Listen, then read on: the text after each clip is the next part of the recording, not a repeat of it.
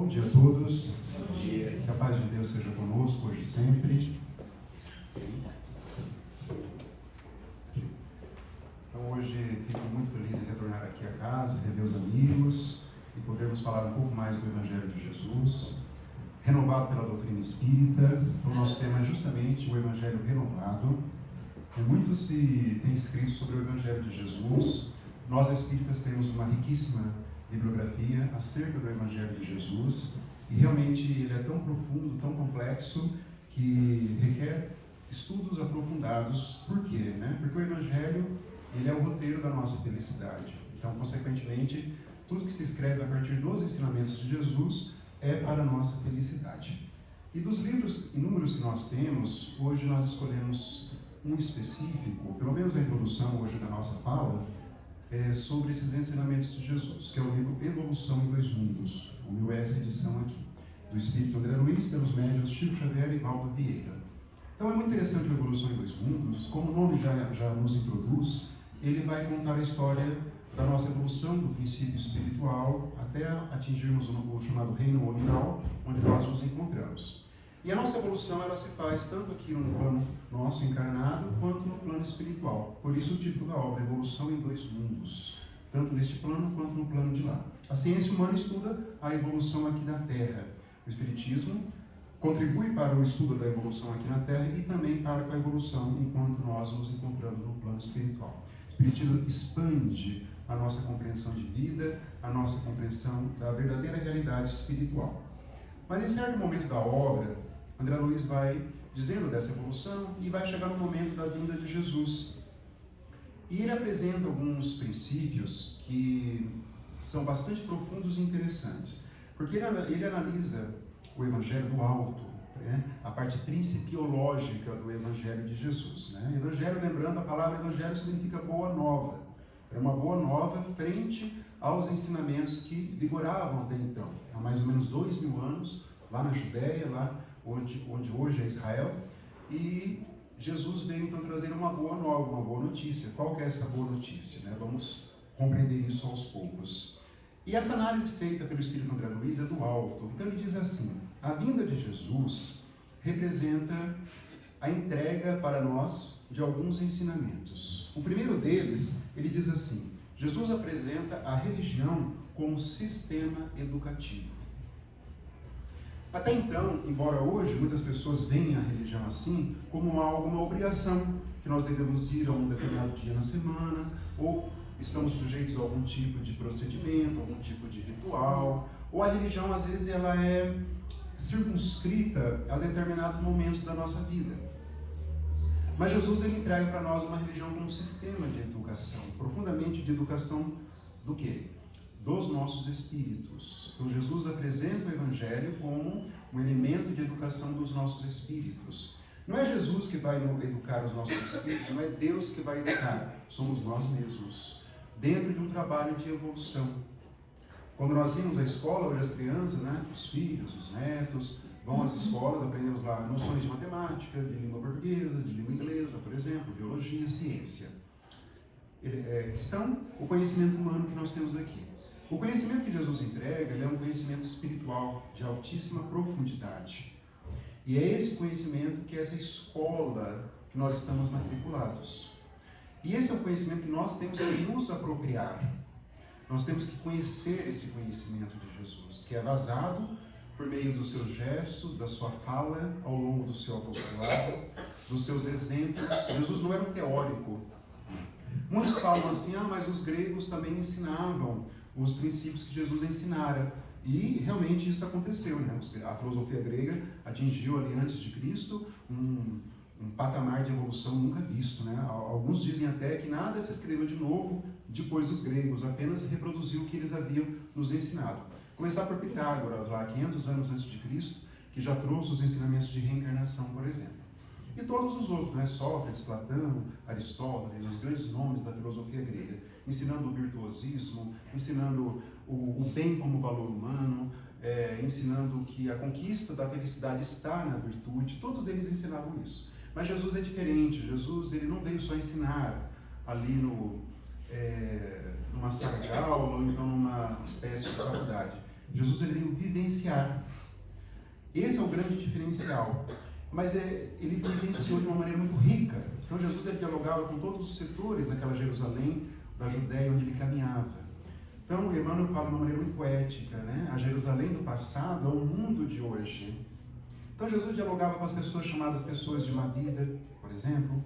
Ele dialogava com as classes dos militares ligados a Roma, com os intelectuais do templo, com os sacerdotes, os fariseus, que eram pessoas da religião, com os pescadores, dos quais ele recrutou alguns dos seus apóstolos, pessoas simples. Então Jesus ele dialogava com todos os setores da sociedade. E nesse diálogo ele levava o seu evangelho, os seus ensinamentos, ensinando pelo cotidiano. Uma das maiores dificuldades nossas é justamente trazer o evangelho para o nosso cotidiano, para os nossos atos diários da vida. Nós temos muito conhecimento teórico, mas pouco conhecimento prático, pouca vivência prática. Isso todos os espíritos dizem. O conhecimento teórico é muito grande, mas o nosso conhecimento prático ele está aquém do conhecimento teórico. E Jesus teve essa vivência com todos esses setores da sociedade, entregando para nós a boa nova, que é uma notícia nova, que é o seu evangelho. Então essa é uma análise como o evangelho é apresentado como escola do conhecimento que o André Luiz nos fala. E ele diz também que o conhecimento, Jesus trouxe um conhecimento enobrecido e distribuiu para todos. Então ele não reteve esse conhecimento. Muitos sábios antes de Jesus retinham esse conhecimento nos templos, nos oráculos, né, na Grécia Antiga, Roma. Todos tinham um conhecimento amplo nesse mundo da antiguidade. Jesus, como disse também o Espírito Emmanuel, levou esse conhecimento à praça pública e distribuiu para todos, todas as pessoas. O Espiritismo também faz, né? A doutrina, ela renova, século XIX, e Kardec publica seus livros e lança o conhecimento em praça pública, para todos. A mediunidade, por exemplo, não é mais restrita a alguns intelectuais, ou algumas pessoas da inteligência, pessoas religiosas. A mediunidade ela é aberta para todos. Kardec coloca a mediunidade como uma faculdade humana, inerente a todos os seres humanos. Mas alguns têm a faculdade mais bem delimitada, mais bem desenhada, por assim dizer. Faculdade como a possibilidade de os espíritos se comunicarem conosco e nós captarmos os seus conselhos, ou então, né, os seus pensamentos voltados para algo que não contribua para o nosso progresso. Mas a mediunidade é colocada em praça pública, no sentido simbólico, acessível para todos os seres humanos, bastando o esforço de cada um de nós. Então Jesus entrega um conhecimento enobrecido, que são as leis divinas, e repete esses ensinamentos a todo momento: amar a Deus sobre todas as coisas e ao próximo como a si mesmo, que ele faz daquilo a essência, o tesouro dos seus ensinamentos. E ele repete isso ao longo do seu apostolado, não é uma vez só: amar a Deus sobre todas as coisas e ao próximo como a si mesmo, repetindo. Nas suas parábolas ele repetia isso na quinta-feira, antes da prisão, que o levaria a ser julgado logo após a crucificação. Ele vai dizer que o maior de todos os mandamentos é o amor ao próximo. E ele vai dizer assim: ama, né, ao próximo como eu vos amei. É nesse momento que Jesus fala. Então ele coloca o amor, a lei de amor, como uma pedra de toque de todos os seus ensinamentos. E esse é o conhecimento enobrecido que ele nos entrega. E ele diz assim também, André Luiz, de uma maneira muito bonita: Jesus se dirige aos que sofrem e ergue-lhes a cabeça trêmula para o céu. Todos os sofredores são os destinatários da mensagem cristã. E de qualquer maneira, de uma forma ou de outra, todos nós somos sofredores na Terra. Sofremos, né, em momentos de forma mais intensamente, outros não tanto, mas todos nós, em algum momento da nossa existência corporal, nós estaremos sujeitos a um grau de sofrimento. Jesus disse: na vida só tereis aflições, no sentido de chamativos para o nosso progresso. Quando ele diz assim que os que sofrem erguem a cabeça aos céus depois dos ensinamentos, porque daí existe uma luz, né? Existe aquele ensinamento de que o sofrimento é algo passageiro, transitório, como é a nossa própria existência. E que embora o sofrimento ele tenha um começo, e ele tenha um certo desenvolvimento, uma visão mais ampla, mas ele tem um fim. E o fim do sofrimento é justamente a evolução naquele ponto que nós precisávamos. O sofrimento, ele se apresenta àquela pessoa que não cumprimos a lei de Deus. É assim que o sofrimento se apresenta. ele é um elemento medicamentoso para os que não estão ali na trilha do saber divino, das leis divinas. Todos nós, de certa maneira, ainda transitamos, né, pelo sofrimento, momentos de felicidade, vamos assim, né, num gráfico indo com idas e vindas.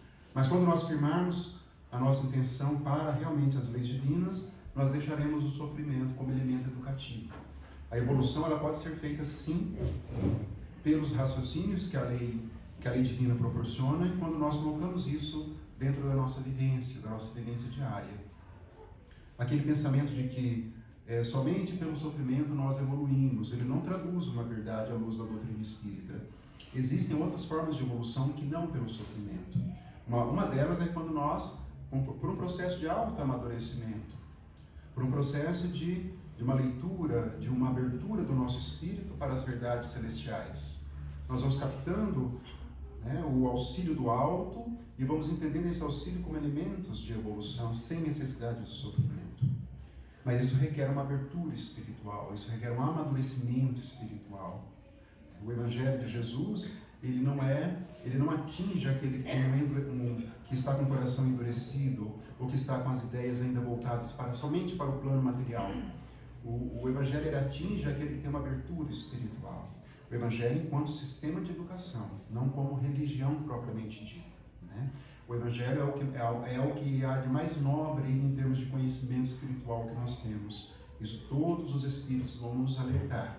Kardec trabalha essa ideia, no Evangelho segundo o Espiritismo.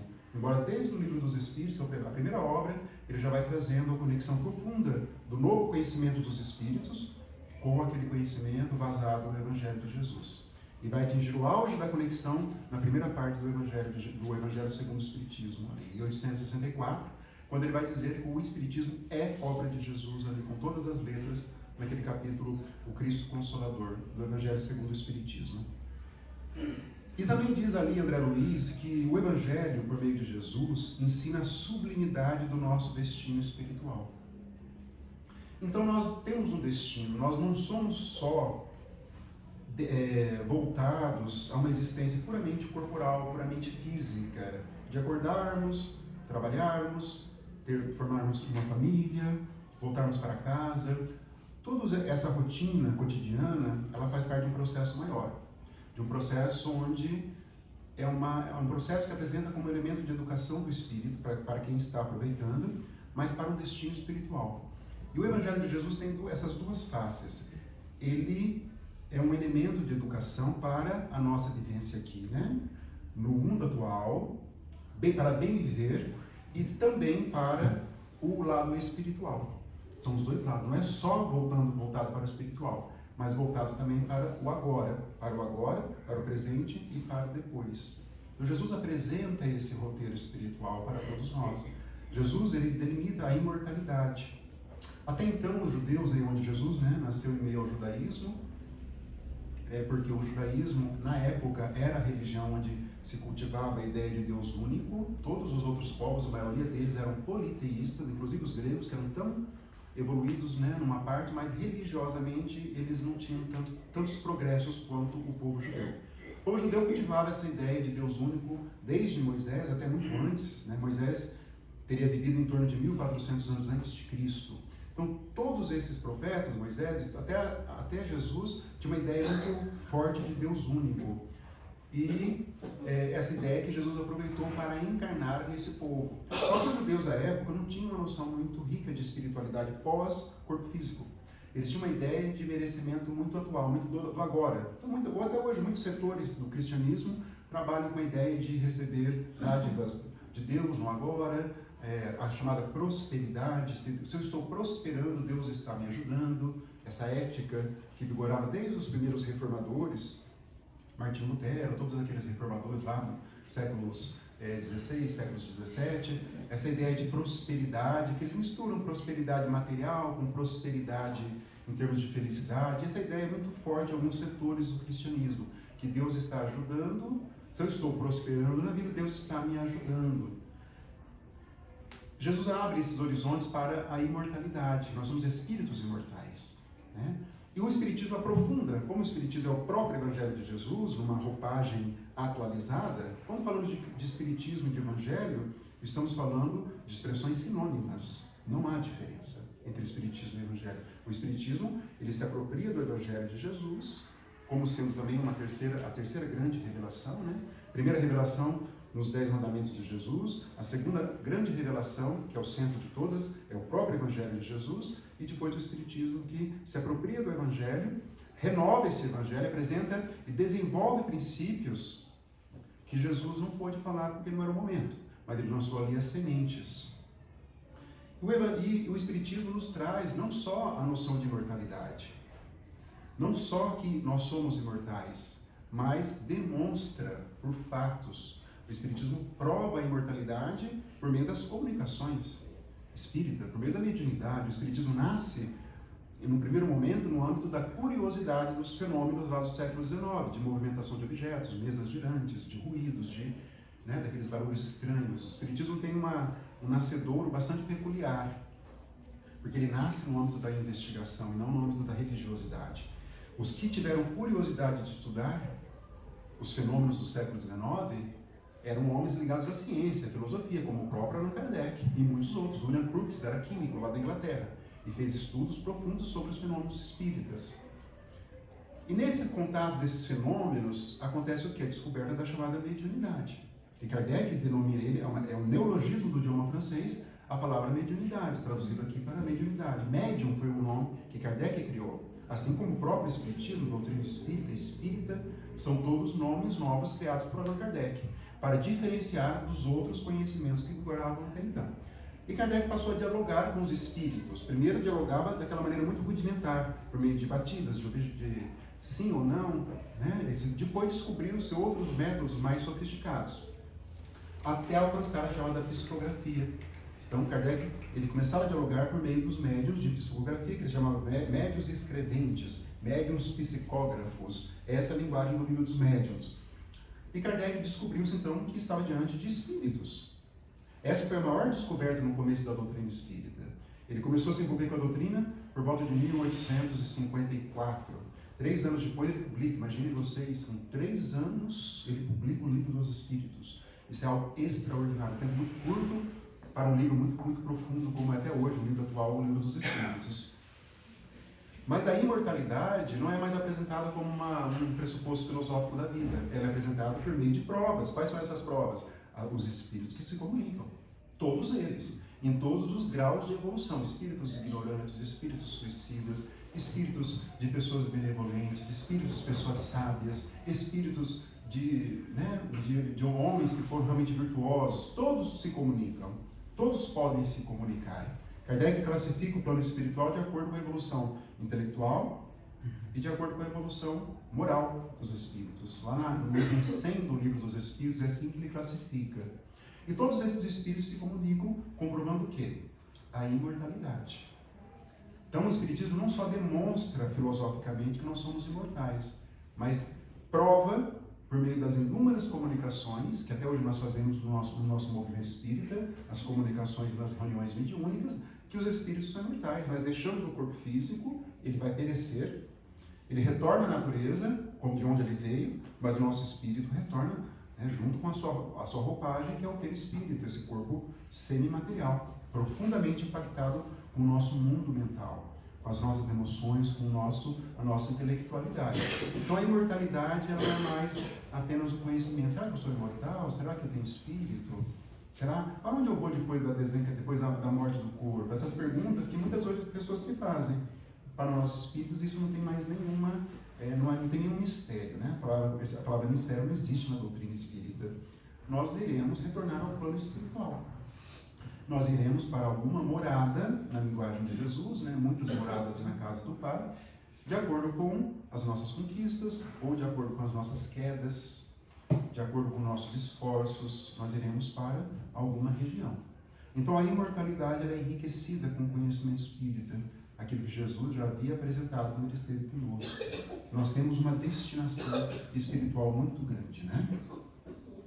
E Jesus apresenta ali, vai dizer André Luiz, aos velhos, aos doentes, às crianças desamparadas, às viúvas, aos pobres, a todos os sofredores, Jesus entrega as bem-aventuranças, diz André Luiz. E faz daquilo um hino de consolação para todos os tempos. Bem-aventurados os aflitos, porque serão consolados. Bem-aventurados que têm sede de justiça, porque serão saciados. É um hino de consolação para todos. Jesus ali magnetizava, ele ia ali à beira do lago de Genezaré, conhecido como Mar da Galileia, e ele ensinava, as pessoas ficavam todas magnetizadas. Emmanuel descreve isso de forma muito bela no livro Há 2000 Anos. A Lívia ia participar de algumas falas de Jesus, e Jesus magnetizava todos ali, espírito puro que era, exalava fluidos de altíssimos valores morais. Jesus tinha isso com ele. E as bem-aventuranças são apresentadas como esse roteiro de consolo para todos nós que sofremos um pouco. Quando nós lemos as bem-aventuranças, nós nos sentimos bem. E reparem uma sutileza da obra O Evangelho segundo o Espiritismo. Kardec, pelo tempo que ele teve, Kardec mais ou menos em 11 anos, ele codifica todo o Espiritismo, os elementos básicos do Espiritismo. E ele, claro que ele não teve o tempo como ele gostaria, ele mesmo diz isso, de escrever um tratado mais profundo sobre o Evangelho. Então ele teve que selecionar alguns ensinamentos do Evangelho para organizar o Evangelho segundo o Espiritismo. É isso que ele faz. Mas boa parte do livro, reparem, são as bem-aventuranças. Reparem isso no Evangelho. Cada capítulo lá, bem-aventurados aflitos, que é o capítulo mais longo do Evangelho, é sobre as aflições. É o mais longo do Evangelho segundo o Espiritismo. Então todos ali, a maioria dos primeiros capítulos, nada mais são do que as bem-aventuranças. Olha a importância dentro do Evangelho de Jesus. E foi justamente nesse ponto, daquele fato, nós já dissemos aqui, só relembrando, que eu acho muito bonito particularmente, quando Gandhi, Mahatma Gandhi, ele tinha lá entre 18 e 19 anos, ele foi estudar Direito, Faculdade de Direito em Londres. Saiu da Índia e foi para Londres, e lá que ele teve acesso ao Evangelho, até então, ligado ao hinduísmo, filosofia, uma das religiões mais antigas do mundo, mas ele ficou literalmente fascinado pelo Evangelho de Jesus, pela beleza do Evangelho de Jesus. Pasmem vocês, Aí vem essa substância espiritual do Evangelho, que ele transcende o conceito de religião. O Evangelho de Jesus transcende, porque ele é para todos, todos os seres humanos. Por mais que às vezes, lá os povos orientais, por exemplo, não chamam o Evangelho porque ainda não tiveram conhecimento, muitos desses povos. Mas quando praticam a lei do amor entre eles, estão praticando o Evangelho de Jesus. O Evangelho é algo superior. E Gandhi teria dito, segundo aquele escritor Humberto Roden, brasileiro, Humberto Roden, ele teria dito assim que se todos os livros religiosos se perdessem na Terra, mas restassem somente as bem-aventuranças, nós já teríamos um roteiro para continuarmos o nosso progresso espiritual. Gandhi teria dito isso, só com as bem-aventuranças. Um espírito da envergadura de Gandhi, Então entrega para todos ali, porque naquela época, imagina hoje também, mas na época havia muito mais diferenças sociais na sociedade, Existia uma classe dominante, Roma dominava a Judéia, se apropriava dos impostos, do dinheiro, mandava para Roma dominava o mundo de uma maneira muito arrogante. Ali havia uma diferença muito grande entre os muito ricos, os religiosos, dos muito pobres, dos paupérrimos, que não tinham horizontes. Jesus rompeu essa tradição, embora hoje também existam problemas sociais na sociedade mundial, mas não da intensidade que foi no passado. Então Jesus ele acolhe esses deserdados, ele acolhe todos os sofredores e entrega as bem-aventuranças como roteiro de felicidade. E Jesus faz uma escola tão profunda de conhecimento espiritual, que assim que ele é crucificado, desencarna, essa escola é tão forte no coração dos que realmente começaram a vivenciar, aí começaram os sacrifícios, por meio dos chamados mártires, que entregavam um corpo físico porque eram perseguidos só pelo fato de serem cristãos. Mas a substância espiritual estava dentro desses corações. O primeiro, que foi Estevão, que foi o primeiro grande mártir, ele 5 anos logo após a crucificação do Cristo, e muitos outros que viriam ali, com essa substância espiritual que foi entregue por meio do Evangelho de Jesus, E Jesus também diz ali, segundo o Espírito André Luiz, no livro Evolução em 2 Mundos, que a felicidade não está nas posses efêmeras, mas em outros valores mais elevados. As posses, os bens materiais, eles nos são entregues como elementos de progresso para todos nós. E não só elementos que podem nos escravizar e nos tirar do roteiro espiritual. O dinheiro, ele é algo, se nós não tivermos conquistas, esforços na questão da alta espiritualidade, ele desvia do caminho, porque ele nos prende às sensações, nos prende à terra. Então Jesus diz que essas posses, elas têm a sua relevância, né? Espírito Emmanuel vai nos alertar que o dinheiro ele deve caminhar para o progresso. Ele diz assim que é o sangue do progresso. Ele usa essa figura forte para nos dizer das riquezas, dos bens materiais. Então eles se prestam a isso, a evoluir, a auxílio, a caridade material, a movimentar as energias para a caridade material, por exemplo, diminuindo os problemas, né? Os nossos governantes, muitos deles não tiveram ainda essa noção, né, de tanto dos tributos que arrecadam, de tantos bilhões e bilhões e bilhões, aqui no Brasil especificamente, mas ainda a sociedade não se organiza, muitos desvios, muito dinheiro mal direcionado. Então, nós ainda não alcançamos, todos nós, ainda uma compreensão disso. Mas, de qualquer maneira, Jesus disse que ali, né, nessas posses efêmeras, não está a nossa felicidade, mas em outros valores, né? Em valores de amor, em valores da família, da caridade, da nossa entrega a Deus, né? Os valores superiores da vida. É ali mesmo que vai fazer a diferença. Quando nós estivermos na iminência de retornar ao plano espiritual, e todos nós retornaremos, né? Nós tivemos outras vivências, vamos retornar ao plano espiritual.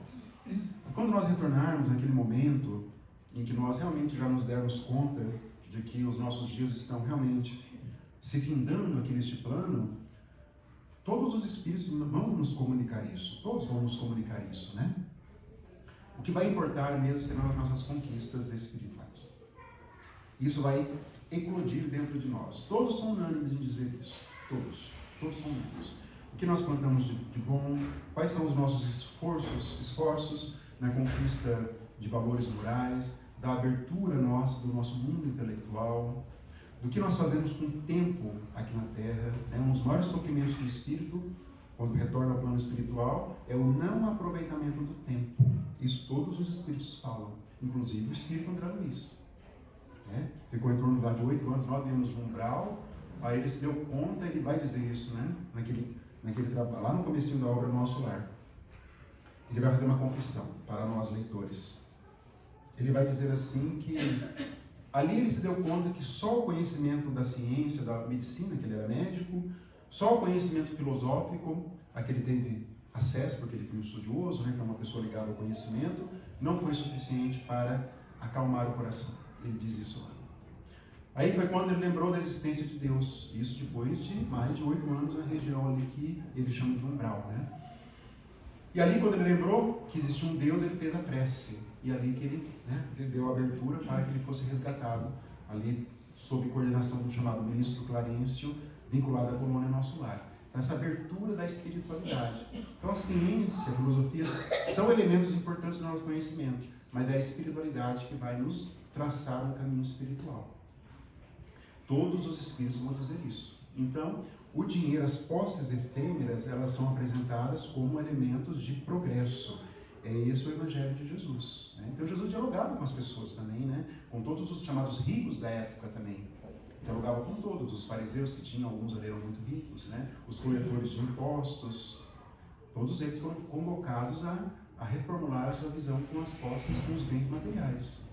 O próprio Espírito Emmanuel, que era o Públio Lentulus, que era um senador romano, muito rico, muito abastado, também teve uma ressignificação com a posse. A própria Lívia, que era um espírito também de escola, de uma família riquíssima de Roma da época, renunciou todos aos bens materiais para se entregar também ao amor de Cristo. Houve toda uma ruptura de alguns valores, mas que eram efêmeros, que eram passageiros, enquanto que a nossa preocupação deve estar dirigida ao que é imortal, por mais difícil que seja. Não estamos falando que isso seja algo fácil, porque não é. O nosso plano material, ele nos chama a atenção, às vezes, para algo ainda muito animalizado no sentido da expressão. É justamente o valor do nosso ato, do nosso agir, que vai nos dizer do nosso depois, dos nossos esforços, né? Kardec, mais uma vez, foi muito feliz quando ele diz lá no Evangelho do Espiritismo que o verdadeiro espírita é aquele que está se esforçando na prática dos ensinamentos. É esse esforço que vai ditar o nosso caminho espiritual. E é isso que Jesus quis, então, nos apresentar.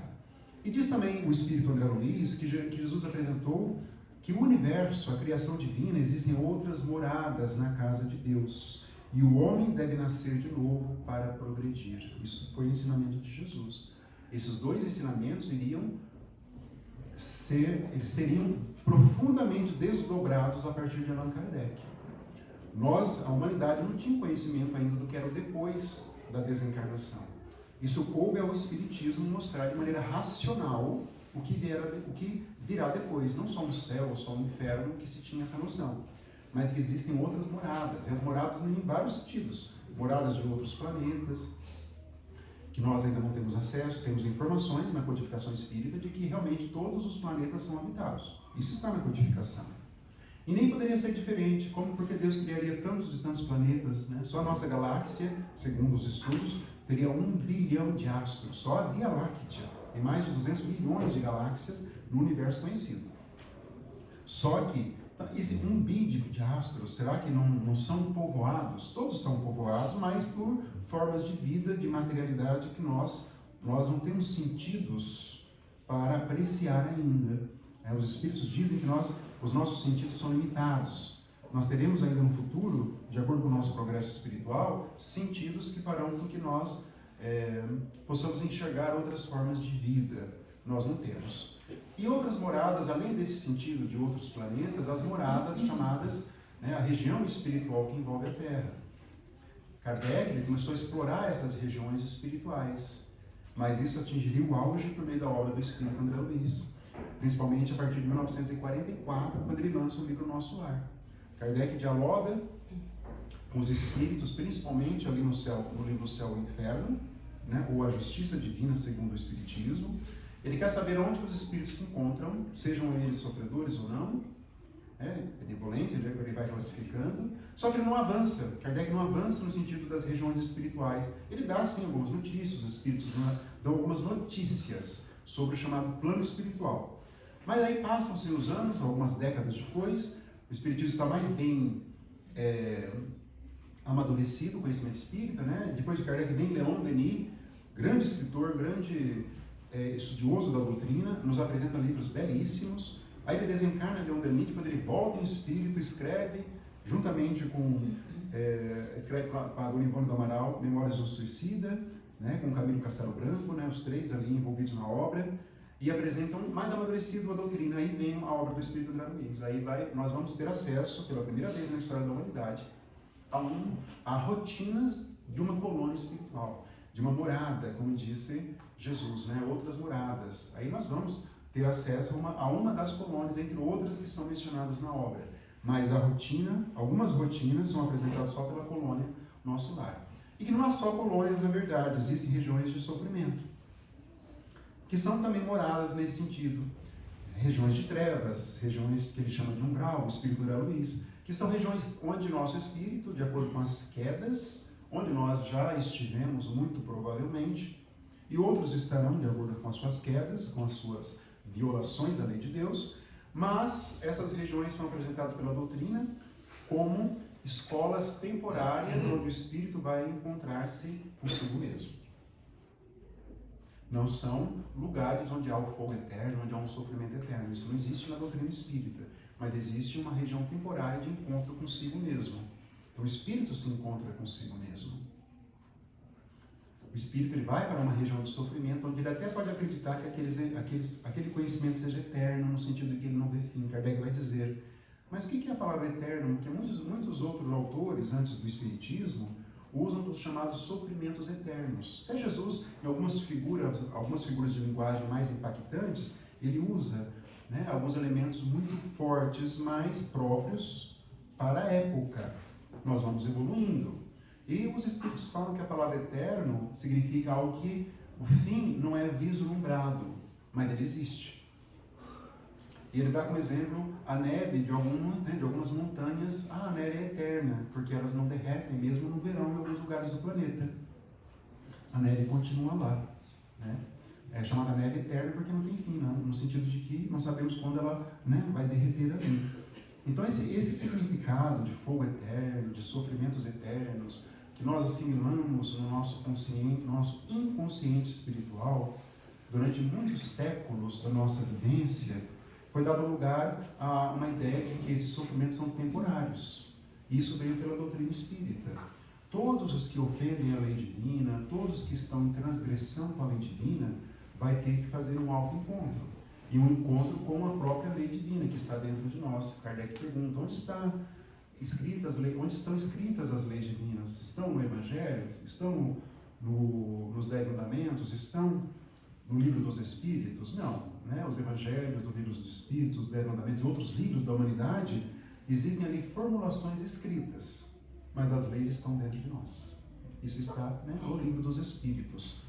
E quando nós violamos a lei, ela nos chama, ela nos convoca a uma autoanálise, a um autoconhecimento, e nós vamos nos dispor a reparar essa lei. Todos os espíritos que são resgatados ali, André Luiz tem inúmeras situações.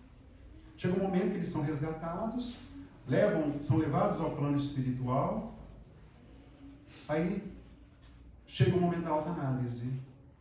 Eu cometi um crime, eu matei uma pessoa, eu não fui um bom pai, não fui uma boa mãe. Todos pedem para se capacitar, porque tem uma capacitação, tem estudos para isso, tem uma autocapacitação, e todos depois têm a nova oportunidade. Aí ocorre o que? A lei de reencarnação, que Jesus apresenta. Ninguém verá o reino de Deus se não nascer de novo. E a lei de reencarnação é outra lei profundamente estudada pelo codificador. Não só no Livro dos Espíritos, mas em todas as suas obras. No Livro dos Espíritos, ele chega num dado momento que ele paralisa ali as perguntas e respostas, Allan Kardec, que ele tem, né, essa sistemática, perguntas e respostas. Ele pergunta, os Espíritos respondem, depois ele comenta em algumas respostas as conclusões, né? Muito comum ele pergunta e resposta, depois ele comenta. E depois ou às vezes ele faz várias perguntas, várias respostas. Daí ele faz um texto, um resumo dos ensinamentos das respostas. Ele usa essa metodologia. Quando chega na reencarnação, ele paralisa as perguntas e respostas. E ele faz um estudo profundo sobre a reencarnação, que até então nunca ninguém tinha feito da maneira como Kardec fez, de forma tão racional. Não há como nós evoluirmos se nós não nascermos, se nós não tivermos outras vivências. Porque o período de algumas décadas é um período muito curto para a assimilação das leis divinas, para a assimilação do Evangelho de Jesus. Ninguém vai conseguir praticar o Evangelho de Jesus em algumas poucas décadas. Ninguém. É simples assim. Nós vamos precisar de muitas outras reencarnações para realmente atingirmos a substância profunda na nossa vida sobre o Evangelho de Jesus. E isso demanda o que? A reencarnação. Muitas religiões demonizam, algumas religiões cristãs demonizam a ideia de reencarnação, porque não estaria na Bíblia. Quando, na verdade, a própria ideia de Evangelho já se traduz, né, na comprovação da própria reencarnação. Como que muitos, né, não tiveram acesso ao Evangelho, não tiveram acesso, tiveram uma vida desregrada, né, serão reconvocados, porque faz parte. Né? Jesus disse, né, nenhuma ovelha se perderá, que somos nós, né, todas voltaremos ao aprisco. O aprisco, no sentido simbólico, é justamente a lei divina. E termina André Luiz dizendo assim, nessa interpretação que ele faz dos ensinamentos de Jesus no livro Evolução em Dois Mundos: a morte não existe, e o nosso caminho é justamente a imortalidade. Jesus rompe esse conceito, né? A morte não existe. O que existe é o perecimento do corpo físico. É simples assim. Que é um instrumento que nós utilizamos para atingirmos o progresso espiritual. Essa é a finalidade do corpo físico. Seja ele perfeito, no sentido de, com todas as funções, seja ele com problemas sérios, onde o espírito não pode se expressar na sua plenitude, e se não pode se expressar, é porque esse espírito se encontra ali no processo de ajuste com a lei divina. Então, o presente que ele recebeu, no bom sentido, é um corpo com problemas, porque é ali que ele está reelaborando ideias para um futuro glorioso a que todos nós somos destinados. E diz André Luiz ali, terminando, né? Ele diz assim: mas por tudo isso, por todos esses grandes ensinamentos, Jesus, por incrível que pareça, Jesus foi levado à crucificação. A classe dominante do judaísmo não tolerou a grandeza de Jesus. Não tolerou que Moisés ficou no segundo plano. Moisés era tido como um grande homem, né? O grande profeta do povo hebreu. E Jesus, ele apresentou ali todos os grandes ensinamentos. Jesus limpou, por assim dizer, o judaísmo daquilo que era lei humana, daquilo que não estava mais de acordo com a lei divina, e apresentou a lei divina. Por isso que ele disse: eu vim para cumprir, para que todas as leis e os profetas fossem cumpridos. Mas Jesus se refere a isso na lei divina, né? Os livros que compõem o chamado Antigo Testamento, os livros dos profetas, contêm grandes verdades, mas alguns princípios teriam sido deturpados ao longo, nesse período de 1400 anos. Jesus resgata os princípios evangélicos, resgata a lei divina dos antigos escritos. É isso que Jesus faz. E nesse resgate dessa substância espiritual, limpando os grandes ensinamentos, não houve uma tolerância por parte dos poderes dominantes ali do judaísmo. Jesus é levado à crucificação e é levado à morte do seu corpo físico, né? Há um perecimento do corpo físico. Só que, o que acontece, né? Jesus ressurge logo depois, naquele domingo glorioso, ele ressurge, talvez na chamada aparição tangível, que Kardec vai trabalhar no livro dos médiuns, ou talvez numa vidência, isso nós não sabemos exatamente. E a primeira que veio é Maria Madalena, aquela ex-mulher de vida desregrada. Ela vai lá no horto e Jesus se apresenta, ela confunde Jesus como um jardineiro. Jesus ressurge ali, né? Que muitas igrejas, muitas orientações religiosas chamam de ressurreição, porque eles confundem, né? A palavra ressurreição seria o reaparecimento de Jesus em corpo físico, mas o corpo dele pereceu, embora nós não sabemos a destinação do corpo de Jesus. Isso os Espíritos não nos disseram ainda. E por esse mistério é que se acredita na ressurreição de Jesus, voltou em corpo físico. Mas ele volta em corpo perispiritual, né? No perispírito dele. Que o perispírito, segundo Kardec, ele pode sim, em alguns momentos, ter uma aparição tangível. Isso pode acontecer desde que haja a presença de um médium de efeitos físicos. O próprio Kardec presenciou várias aparições tangíveis de espírito, que é diferente da vidência. A vidência, só o médium vidente que vai ver o espírito ali na frente, com uma combinação de fluidos. Mas na aparição tangível, ele se apresenta para todos ali, independente de mediunidade ou não. Jesus aparece, ressurge, e passa a ter ali várias aparições. Aparece, né, para aqueles caminhantes de Emaús, para Maria Madalena, para os apóstolos. Ele vai ali se alimentar de peixe, né? Vejam vocês a aparição tangível, a ponto de confundir com um encarnado. Só que Jesus reaparece não mais agora, né, somente como aquele corpo transitório que ele ocupou, mas ele ressurge realmente como aquele espírito puro, confirmando todos os seus ensinamentos. Jesus não aparece, não se vinga, evidente, né, dos que o levaram à crucificação. Jesus nem os menciona.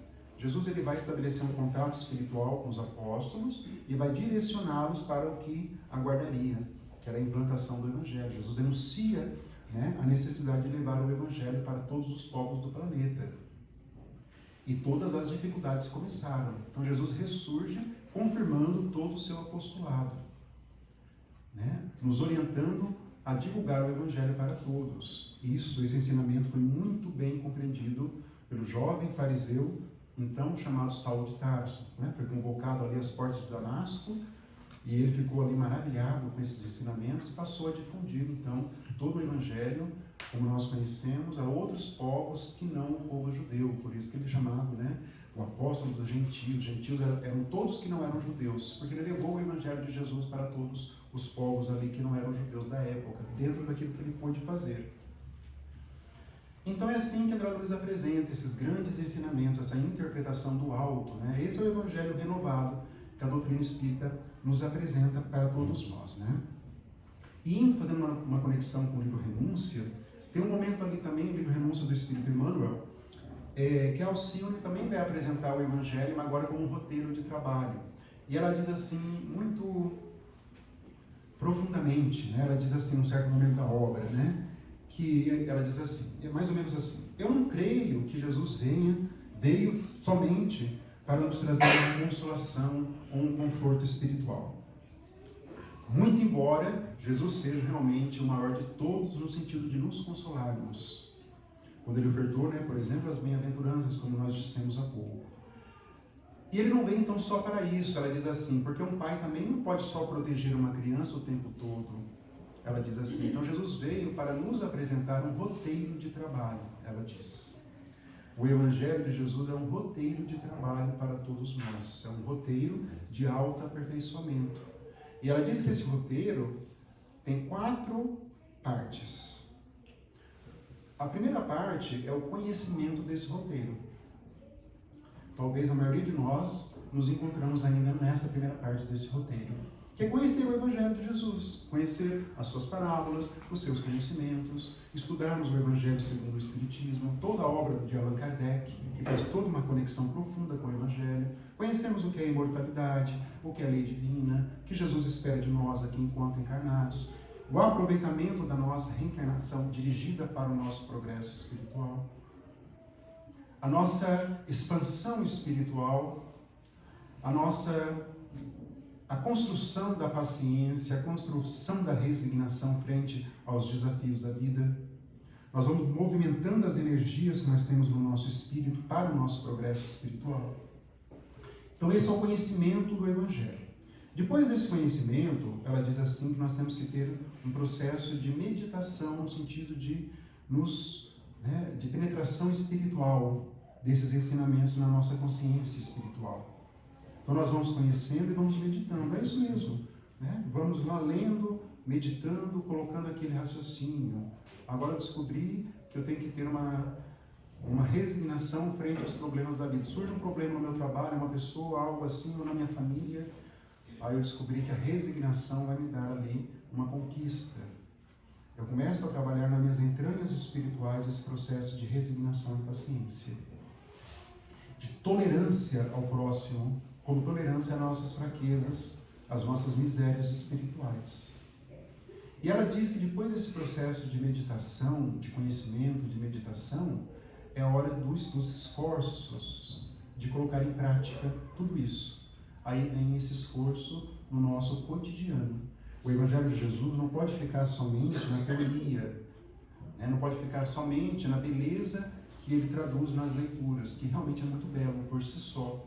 A leitura do Evangelho, das parábolas, dos ensinamentos, é algo belíssimo, mas ele deve sair dessa esfera teórica para a vivência prática.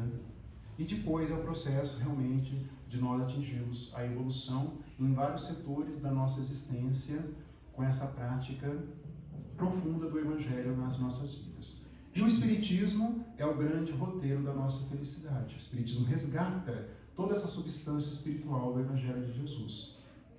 Retira também algumas deturpações depois que aconteceram, porque nós estamos sujeitos a isso, porque nós somos imperfeitos.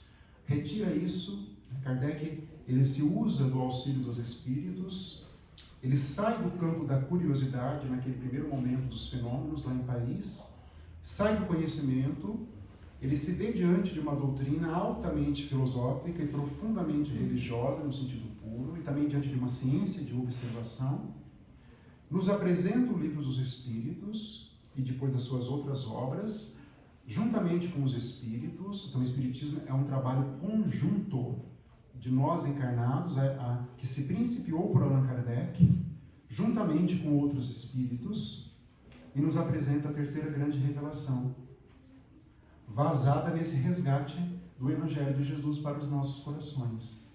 Mesmo com essa ideia, então, que surge de esforço para todos nós, né? Que possamos sempre conhecer, que possamos sempre nos esforçar para esse conhecimento sublime que nos é apresentado, né? Então é isso, meus amigos, que possamos continuar firmes, de forma valorosa, nesse caminho que nós estamos percorrendo, de autoconhecimento, né, até atingirmos o alvo, que é a evolução. Que Deus seja conosco hoje e sempre. Obrigado pela atenção de todos.